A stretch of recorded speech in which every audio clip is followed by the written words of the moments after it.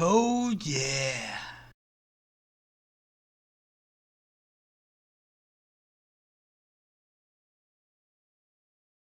Bonjour, alors aujourd'hui je vous donne une vidéo que j'avais pensé à la base réservée à mon groupe privé.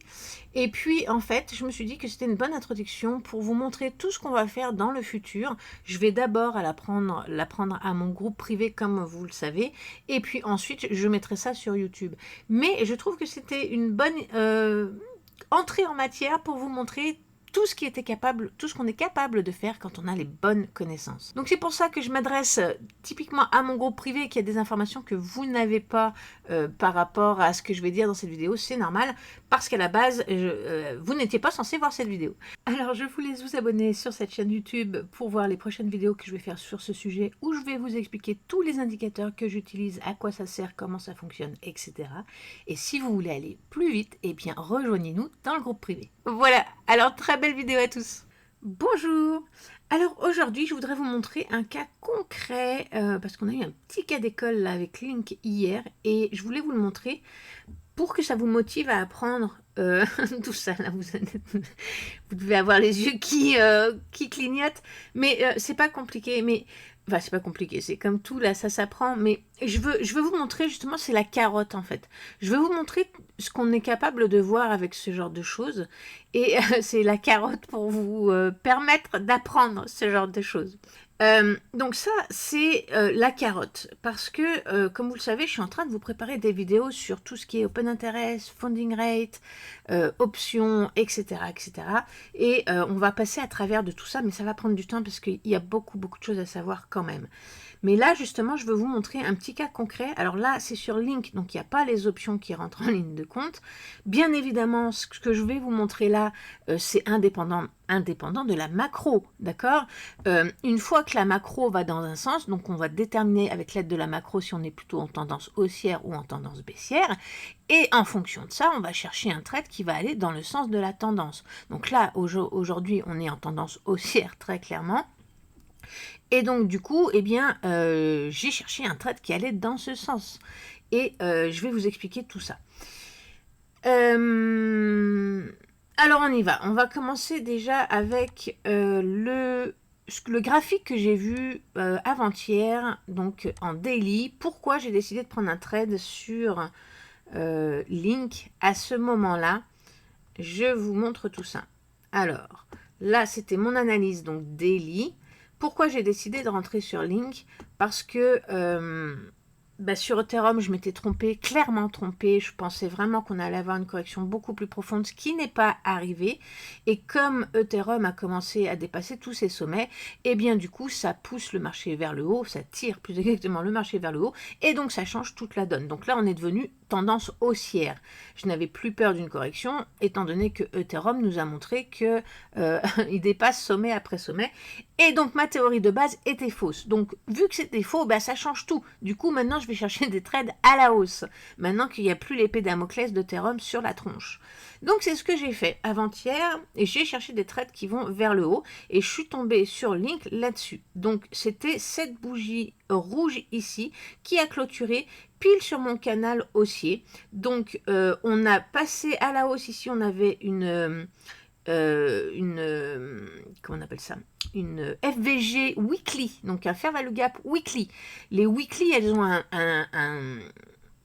une importance beaucoup plus élevée qu'un daily par exemple, ou un 4 heures. C'est-à-dire que plus on monte dans le temps, dans les unités de temps, plus cette résistance ou ce support aura un impact majeur, d'accord? Donc là, on a un fair value gap weekly. On l'a passé une fois à la hausse, on est revenu le retester, on a validé ce retest, on est revenu le retester une troisième fois, on a validé ce retest. Ce retest, donc c'était ici, ce retest, donc pardon, c'était donc le weekly ici, mais en même temps, on a créé une FVG daily qui est venue se mettre au-dessus de la weekly, donc là, double support majeur. Et en plus, on a la trendline du canal haussier. Donc là, ça nous fait 3 supports. Pour moi, c'était dans une tendance haussière, avec Ethereum qui tire le marché. On est bien d'accord, hein, ne pas oublier la macro. Et bien forcément, je m'attendais à ce qu'on parte à la hausse sur Link. C'est pour ça que j'ai pris un trade, parce que Voilà. En revanche, je ne m'attendais pas forcément à ce pump derrière, mais je vais vous expliquer comment on aurait pu déceler ce pump dès le lendemain matin. Et c'est pour ça que je l'ai laissé mon trade d'ailleurs dès le lendemain matin. Mais avant toute chose, ça c'est la première chose, pourquoi j'ai ouvert là-dessus la veille au soir, grâce à ça. Maintenant, revenons sur une unité de temps plus petite. D'abord, je veux vous montrer quelque chose. On avait ici un fair value gap baissier, c'est-à-dire qu'ici on a ouvert un fair value gap, donc ça c'était quand? Ça c'était le 2 décembre 2024, vous voyez, ça c'était une résistance majeure, je vais vous expliquer. En décembre 2024, donc il y a très longtemps de ça, il était une fois, en décembre 2024, nous ouvrions un fair value gap haussier. Donc là, c'est à la hausse, on est bien d'accord, hein, d'accord, à la hausse. On est venu le retester plein de fois et il nous a supporté, donc il a agi en tant que support plein de fois. Donc là, il est orange parce qu'après on l'a changé, mais vous partez du principe que ça c'est du vert. Hein. Le 2 décembre, ça c'est un cadre vert qu'on a ouvert et il nous a supporté jusqu'à ce moment-là. Donc jusqu'au 5 février 2025 où là on l'a cassé à la baisse.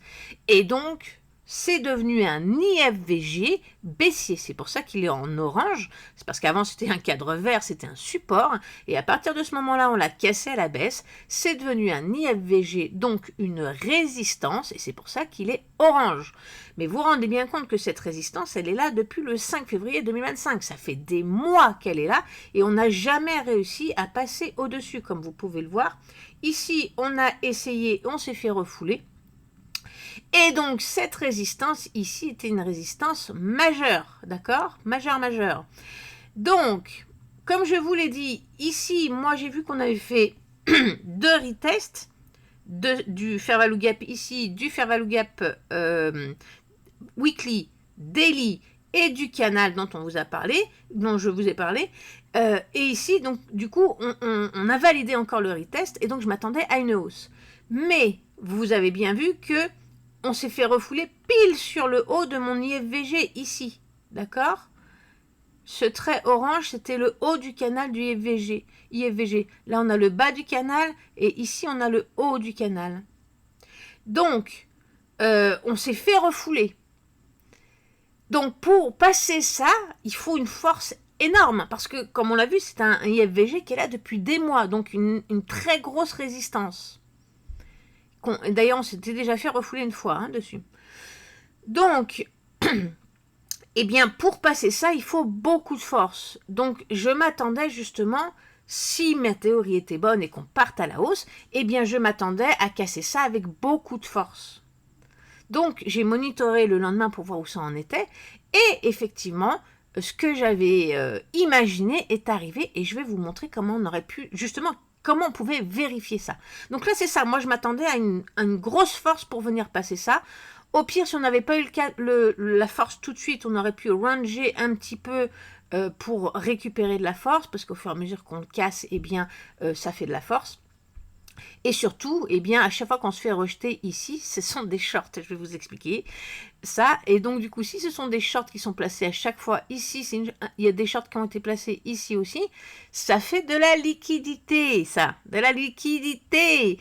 Et donc, eh bien, souvent, quand il y a des grosses résistances ou des gros supports, on va se servir de la liquidité à disposition pour pumper ou dumper, ça dépend dans quel sens on va, et donc, eh bien, se débarrasser de cette résistance. Et c'est exactement ce qui est arrivé. Je vais vous montrer, on va zoomer.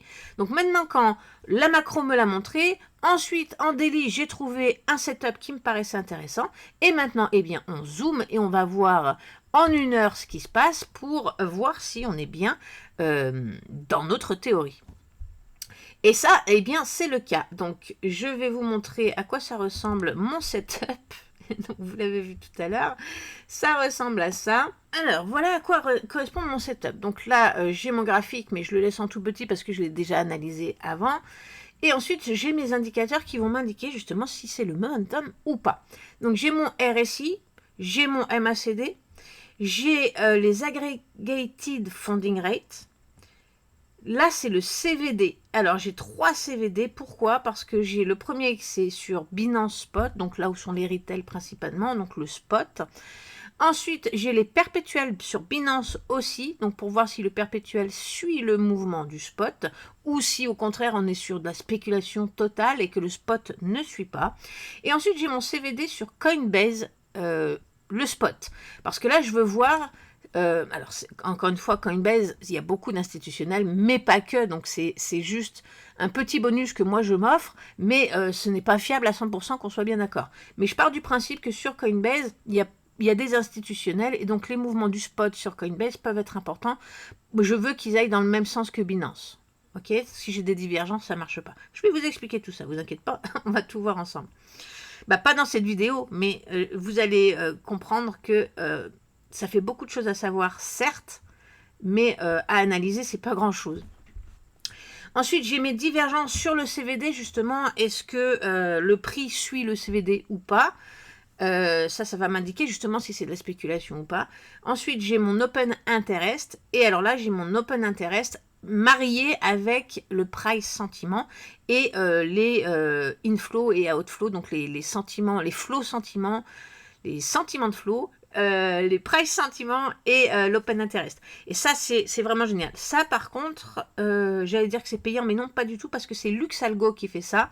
Mais en fait, je crois qu'il est gratuit. Celui-là, il est à disposition gratuite. Ils l'ont mis à disposition gratuitement. Donc, il me semble que tout ce que j'ai là, c'est gratuit. Donc, vous devriez pouvoir l'obtenir vous aussi. Alors, on va faire un atelier pour chacun des indicateurs qui sont là-dessus et d'autres qui ne sont pas là-dessus, bien évidemment. Ah oui, j'ai aussi ici le ratio long-short que je ne vous ai pas montré, il est ici. Ça, c'est pour le graphique en lui-même, mais on verra aussi tout ça avec des données comme CoinGlass, etc., où c'est bien plus performant, et ça va nous servir justement plus pour la macro, pour voir sur le long terme et moyen terme. Mais bon, revenons à nos moutons. Donc là, j'ai zoomé, je cherche un momentum.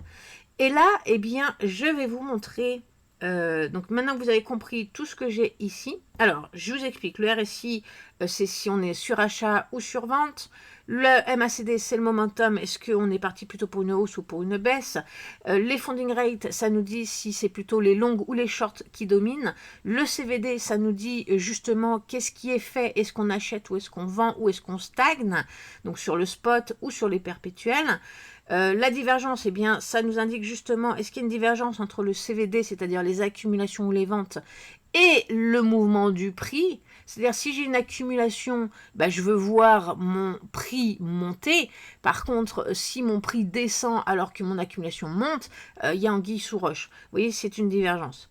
L'open interest, eh ben, ça nous dit s'il y a beaucoup de positions qui sont ouvertes ou pas. Et le dernier, là, les inflows, les outflows et le price sentiment, eh bien, mélangé à l'open interest, ça nous dit justement s'il y a plus de monnaie qui sort ou qui rentre, s'il y a plus de positions qui sont ouvertes ou fermées, et si psychologiquement, si le prix suit ce que les indicateurs nous disent. Voilà, ça c'est le principe, mais on verra tout ça ensemble. Donc maintenant, je vais vous montrer...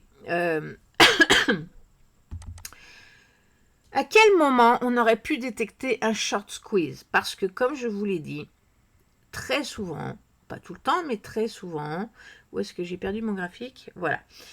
Pour passer cette résistance majeure, parce qu'on avait, on va le voir sur les images, mais pour passer une résistance majeure comme ça, très souvent, on va avoir besoin de force, et donc on va faire un short squeeze.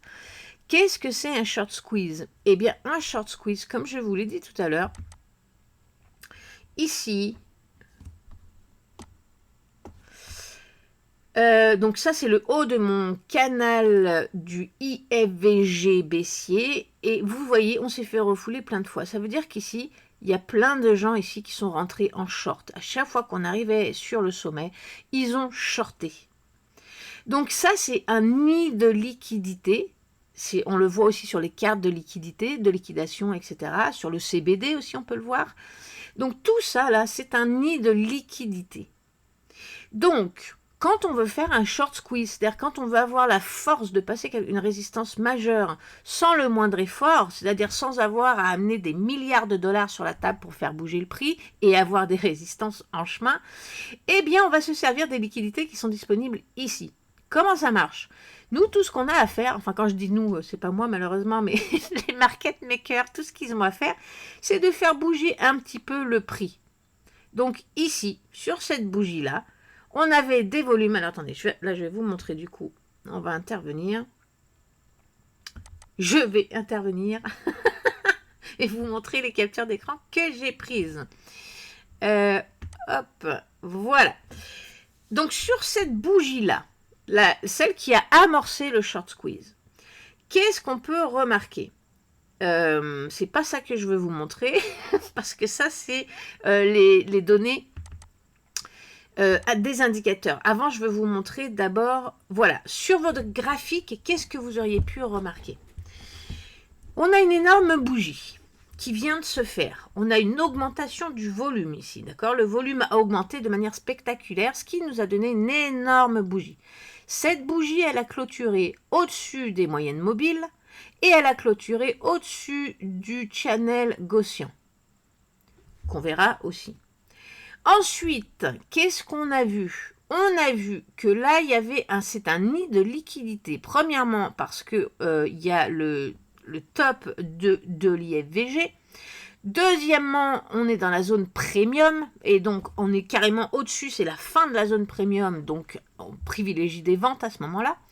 Troisièmement, eh bien ici et ici, on a un previous week high et un Monday high. Et ça, ce sont des liquidités. Donc là, on a un nid de liquidités. Donc, c'est quoi un short squeeze? Eh bien, un short squeeze, c'est qu'on va pousser le prix un tout petit peu, pas besoin de le pousser beaucoup. Regardez, là, on l'a poussé beaucoup. Et bien donc du coup là ça suffit à relancer un petit peu le marché, ensuite on va continuer de le relancer un petit peu et on va venir ici dans cette zone là. Et donc vous le savez que les traders ils mettent toujours leur stop loss un peu au-dessus, donc on pourrait espérer que leurs stop loss sont juste au-dessus de la zone premium par ici. Donc si avec une bougie verte on vient chercher les liquidités qui sont ici, étant donné qu'ici on en a énormément, eh bien ça déclenche un short squeeze, c'est-à-dire que tous les gens qui étaient en short ici, ils sont obligés de fermer leur position, soit parce qu'on a atteint leur stop loss, soit parce qu'ils sont plus smart et du coup ils se disent qu'on va monter plus haut, donc ils ferment volontairement leur position, soit parce qu'ils se sont fait liquider, parce qu'ils ont pris des leviers de malade mental. Et donc qu'est-ce que ça fait quand on ferme un short? Eh bien ça fait de l'achat. On rachète notre position. Et donc, si ça fait de l'achat, eh bien, ça pousse le prix encore plus haut. C'est ça, un short squeeze. Et donc, c'est exactement ça qui s'est passé. Donc, sur cette bougie-là, précisément, eh bien, on pouvait savoir qu'un short squeeze allait arriver. Et alors, qu'est-ce que ça donne sur les indicateurs? Donc, sur cette bougie, alors, la bougie en elle-même ne suffisait pas, attention, ne me faites pas dire ce que je n'ai pas dit. Mais grâce à mes indicateurs, eh bien, ça confirmait ce que la bougie nous montrait. Premièrement, le RSI n'est pas encore dans la zone de surachat. On a de la place. La MACD, elle est sur le bord de se croiser dans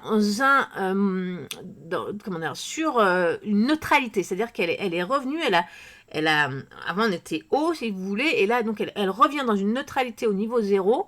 Et elle est sur le bord de se croiser. Donc ça peut nous indiquer aussi qu'on peut partir à la hausse. Ce n'est pas, comment on appelle ça, incompatible. Ensuite, dans les funding rates, là, on voit qu'on était beaucoup plus baissier. Donc là, on voit qu'il y a plus de short. Pourquoi? Parce que, regardez, on est encore dans cette fameuse zone. On a clôturé en dessous du fair value gap. Donc, piège, un énorme piège. Ça, du coup, les gens qui n'ont pas tous ces indicateurs, ils se disent quoi? Ah on a clôturé en dessous du fair value gap, donc c'est qu'on va encore se faire rejeter.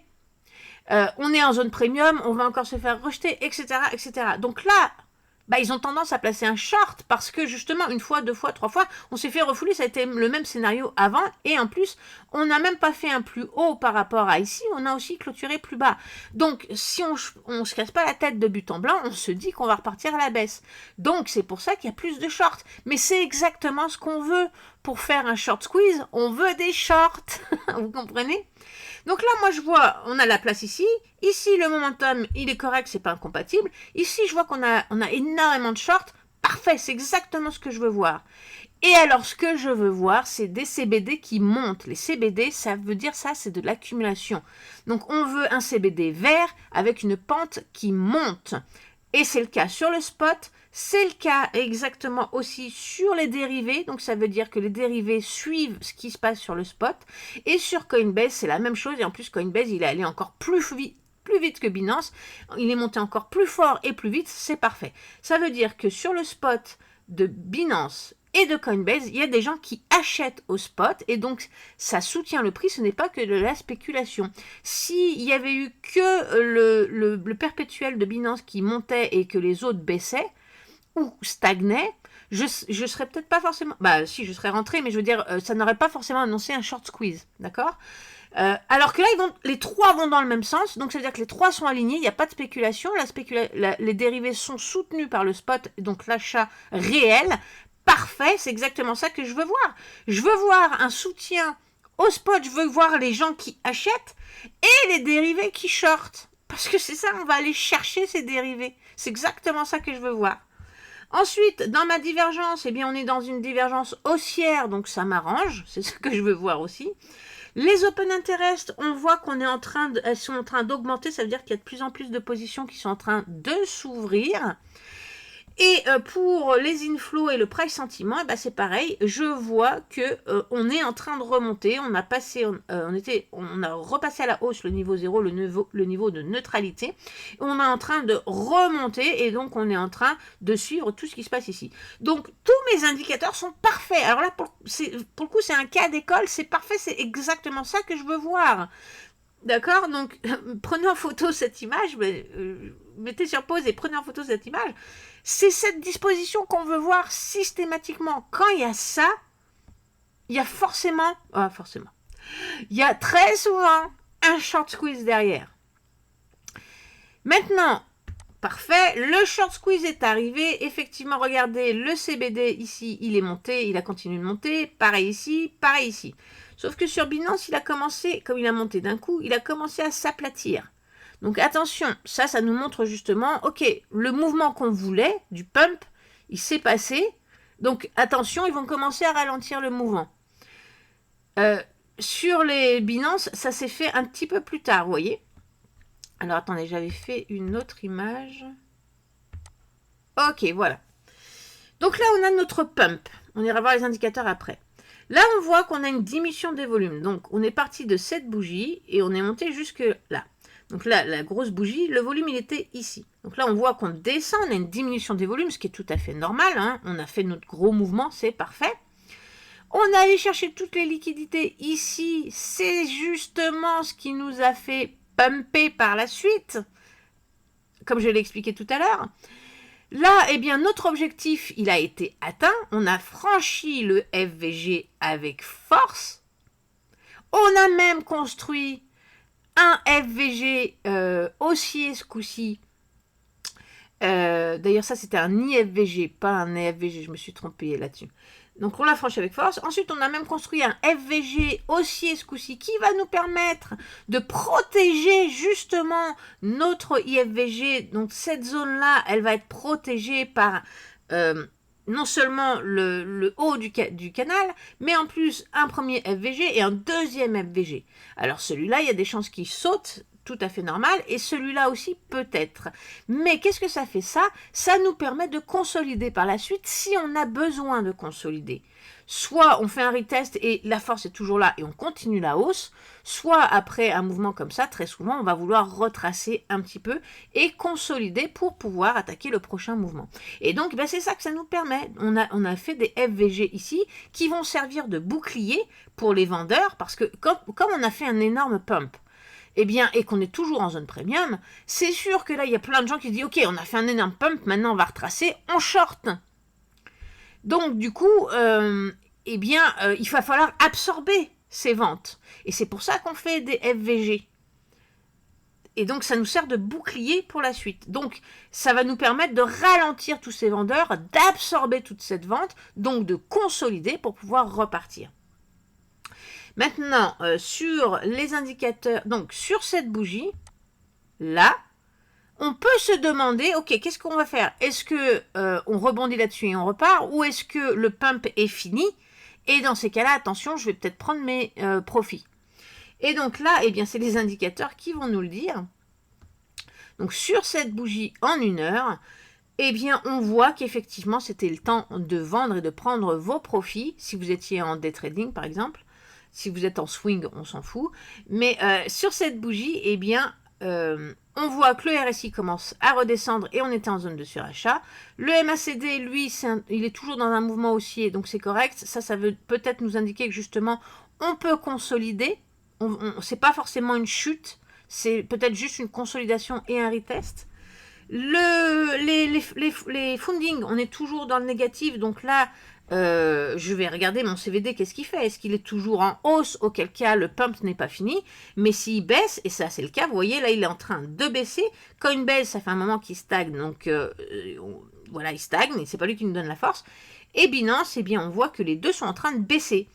Mais ils baissent alors qu'on a des fundings baissiers. Donc ça nous indique une baisse. Ça ne nous indique pas une montée. Et là, ils sont pas en train d'accumuler, ils sont en train de vendre. Donc de prendre des profits, justement. Donc là, on peut s'attendre à une baisse. Dans les divergences, on tombe justement dans une divergence baissière. Les open interest, ils ont baissé. Donc ça veut dire qu'il y a des positions qui sont en train de se fermer. Normal, les gens sont en train de prendre des profits. Et là, sur le price sentiment, eh ben, on voit aussi que on est bien monté, mais la courbe est en train de s'aplatir et potentiellement peut-être vouloir redescendre. Donc, sur cette bougie, grâce à tous ces indicateurs, je sais qu'il est temps de prendre mes profits parce que soit on repart à la baisse, soit on consolide. Voilà. Là, je vous l'ai montré sur 1 heure parce que c'était un cas d'école. Mais ça, c'est la même chose, vous pouvez l'utiliser sur n'importe quelle unité de temps. 4 heures, une journée, une semaine, peu importe. Vous pouvez l'utiliser sur n'importe quelle unité de temps. Donc, ça va être le même fonctionnement. Donc, eh bien, c'est fantastique. Ça nous donne vraiment des indications extrêmement simples. Et vous voyez que, oui, il y a beaucoup de choses à savoir, mais vous voyez que c'est assez facile dans l'ensemble. On veut que tout aille dans le même sens. C'est pas compliqué. Maintenant, si là, ça montait. Attendez, je vais vous remettre l'image. Donc là, vous voyez, on consolide, ce qui est tout à fait normal. Où est-ce qu'elle est mon image? Voilà. Si, par exemple, donc tout monte ici, et ici, on est vert, on n'est pas rouge. Ben, c'est pareil, ça veut dire qu'on va continuer de monter aussi, mais on va faire une montée saine. C'est une montée normale, classique. Là, le fait que ce soit rouge, alors que tout monte, sauf ça qui est rouge, ça peut nous indiquer un squeeze, et donc un pump énorme. Mais il faut bien le comparer, c'est-à-dire qu'on va avoir des squeezes. On n'a pas des squeezes n'importe quand, n'importe comment comme ça. On a un squeeze quand on a des